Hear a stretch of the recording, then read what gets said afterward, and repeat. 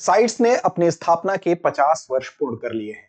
तो आज हम इसी विषय पर चर्चा करेंगे, जानेंगे कि साइट्स है क्या। साथ ही साथ कॉन्फ्रेंस ऑफ पार्टीज की जो 20वीं बैठक है उसमें इस चीज को सेलिब्रेट भी किया जा रहा है, तो उसके विषय में भी कुछ महत्वपूर्ण तथ्यों को समझेंगे। तो चलिए चर्चा की शुरुआत करते हैं और समझते हैं कि साइट्स क्या है जिसने अपने 50 वर्ष पूर्ण कर लिए हैं। तो खबर हमारी यही है कि COP20 जिसका आयोजन हो रहा है उज्बेकिस्तान में, उज्बेकिस्तान के समरकंद में, वहां पर साइट्स की स्थापना के 50 वर्ष को मनाया भी जा रहा है। इसी खबर के आलोक में बात करते हैं और सबसे पहले समझते हैं कि साइट्स क्या है।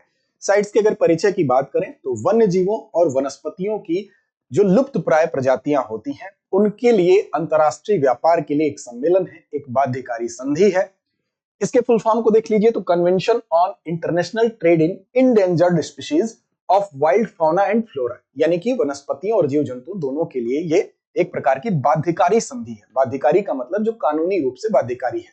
अब ये क्या करती है, तो ये जंगली जानवरों और पौधों के अंतरराष्ट्रीय व्यापार को विनियमित करती है, रेगुलेट करती है, ताकि इन प्रजातियों के अस्तित्व पर जो खतरा है वो खतरा ना हो। इन प्रजातियों के अस्तित्व पर खतरे को टालने के लिए ही इसका रेगुलेशन करने का काम करती है। अब देखिए सबसे पहले समझते हैं कि जो साइट्स है ये कैसे अस्तित्व में आया। तो ये साइट्स की अगर बात करें तो सबसे पहले 1963 में 1963 में इसका विचार आया IUCN के मन में। तो IUCN एक हम कह सकते हैं शुरुआती रूप में विचार देने के लिए IUCN इसके लिए जिम्मेदार है। और उसके बाद ठीक 10 वर्षों बाद 1973 में, याद रखेंगे 1973 में वॉशिंगटन DC में आप देखेंगे कि ये एक हम कह सकते हैं कि ये अस्तित्व के रूप में आता है, यानी कि यहाँ पर जो इसके सदस्य देश हैं उन्होंने मिलकर एक कानूनी मसौदा तैयार किया और उसके बाद फाइनली 1 जुलाई 1975 से वन्यजीवों के अंतरराष्ट्रीय व्यापार पर ये नियम लागू भी हो जाते हैं। तो लागू कब होता है, ये जुलाई 1975 से लागू हो जाता है। तो 3 तिथियां आपको याद रखनी है। 1963 में IUCN ने सबसे पहले इसमें विचार दिया, 1973 में वॉशिंगटन DC में इसके लिए कानूनी मसौदा तैयार हुआ और 1975 में फाइनली ये नियम लागू हो गए, जिससे कि वन्य जीवों के अंतरराष्ट्रीय व्यापार को रेगुलेट किया जा सके। अब अंतरराष्ट्रीय वन्यजीव व्यापार को नियंत्रित करने के लिए ये परमिट देने का काम करती है, ताकि व्यापार जो भी किए जाएं वो नियमों के अंतर्गत किए जाएं। इसके लिए इसने अलग अलग सूची बनाई है। इसमें 3 परिशिष्ट हैं, 3 सूचियां हैं, जिनमें कि जिस प्रजाति पे ज्यादा खतरा होगा उस पर ज्यादा नियंत्रण लगाने का काम किया जाता है और उसी हिसाब से सूचियों में इसका वर्गीकरण होता है। इसमें 3 सूचियों के अंतर्गत अगर देखें तो इसकी जो पहली सूची होती है जिसमें विलुप्त होने के खतरे वाली जो प्रजाति होती है उसको शामिल किया जाता है। जो दूसरी सूची होती है जो विलुप्त प्राय तो नहीं है लेकिन उसको विनियमित करने की जरूरत है, अगर उसको रेगुलेट नहीं किया गया तो वो लुप्त प्राय हो सकती है। तो दूसरी सूची में कौन होता है, जिस पर थोड़ा सा पहली सूची की तुलना में खतरा कम होता है। और तीसरी जो परिशिष्ट होती है, तीसरी सूची जो होती है उसमें उन प्रजातियों को शामिल किया जाता है जो कम से कम एक ऐसे देश में संरक्षित है जो अंतरराष्ट्रीय सहयोग चाहता है। अब ये इसके संबंध में कुछ तथ्य हैं। इसका मुख्य उद्देश्य अगर देखें तो अंतरराष्ट्रीय व्यवस्था को एक तरह से ये तस्करी या अवैध निर्यात या शिकार आदि के खिलाफ एक प्रकार से ये रेगुलेट करने का काम भी करता है। अब इसके लिए ये हो गया साइट्स के विषय में। इसके सदस्य देशों की अगर संख्या की बात करें तो 185 जो है इसके सदस्य देश हैं जो इसमें सम्मिलित हैं। अब देखिए इसके विषय में बात करते हैं कि ये इसकी स्थापना की जो ये बाध्यकारी संधि है इसकी स्थापना के 50 वर्ष पूर्ण हुए हैं। अब इसको सेलिब्रेट कहां किया जा रहा है, तो इसकी कॉन्फ्रेंस ऑफ पार्टी जो आयोजित हो रहा है, कहां पर आयोजित हो रहा है, इसकी समिट कहां आयोजित हो रही है, तो ये हो रही है उज्बेकिस्तान में। उज्बेकिस्तान में कहां पर, समरकंद में। तो उज्बेकिस्तान के समरकंद में इसका आयोजन हो रहा है। और ये इंपॉर्टेंट क्यों है, इंपॉर्टेंट इसलिए है क्योंकि सेंट्रल एशिया में यानी कि मध्य एशिया में अगर आप देखें तो ये पहली बार कॉन्फ्रेंस ऑफ पार्टी जो है साइट्स का ये आयोजित हो रहा है, इसलिए ये महत्वपूर्ण है।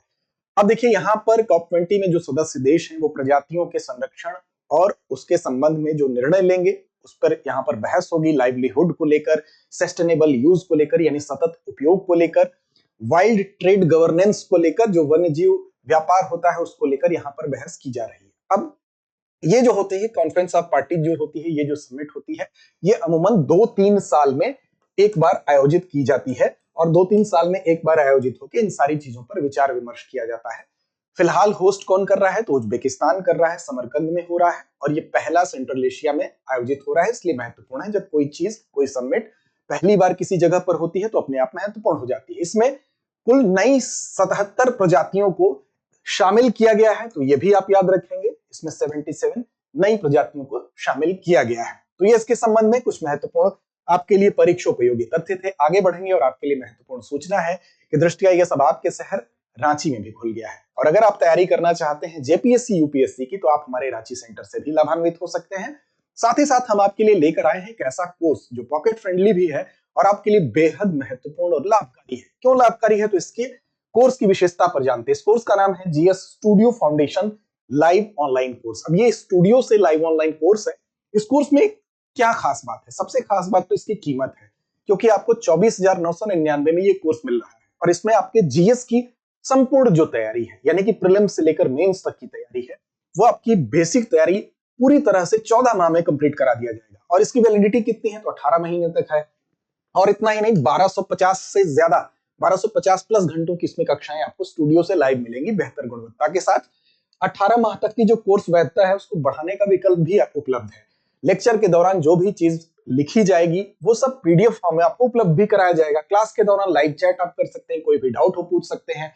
18 क्लास टेस्ट प्रीलिम्स मेंस, क्योंकि टेस्ट के माध्यम से ही हम अपने आप को परखते हैं कि हमारी तैयारी कितनी बेहतर है, वो आपको यहाँ पर मिलेगा। साथ साथ प्रिंटेड क्लास नोट्स तो दिए ही जाएंगे, कलर्ड बुकलेट्स भी होंगी। सबसे इंपॉर्टेंट चीज होती है आपकी करंट अफेयर की तैयारी, और वो यहाँ पर आपकी बेहतर इसलिए होगी क्योंकि 2 वर्षों का जो करंट अफेयर्स है उसका पूरा आपको क्लासेस का एक्सेस भी दिया जाएगा और साथ साथ प्रिंटेड मटेरियल्स भी आपको पीडीएफ फॉर्म में प्रदान किए जाएंगे। तो 2 साल के करंट्स की तैयारी भी इसके माध्यम से हो रही है।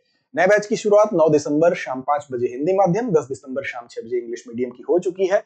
इसमें एडमिशन प्रारंभ है। लिंक की बात करें तो डिस्क्रिप्शन में मिल जाएगा और साथ ही साथ दृष्टि लर्निंग ऐप आप डाउनलोड कर लीजिए, वहां से भी इस कोर्स को आप परचेज कर सकते हैं। और ज्यादा आपके मन में कोई प्रश्न हो, जानना चाहते हैं, तो 8750187501 ये हमारा नंबर है, इस पर आप कॉल कर सकते हैं। तो चलिए अभ्यास प्रश्न की तरफ चलते हैं। साइट्स की स्थापना किस वर्ष हुई थी? विकल्प आपके सामने है, 1963, 1973, 1982 या 1992। तो इस प्रश्न का जवाब दीजिए। लड़ते रहिए, अपने लक्ष्य की ओर बढ़ते रहिए। अब एग्जाम की तैयारी को और बेहतर करने के लिए हमारे चैनल को लाइक, शेयर और सब्सक्राइब करना ना भूलें।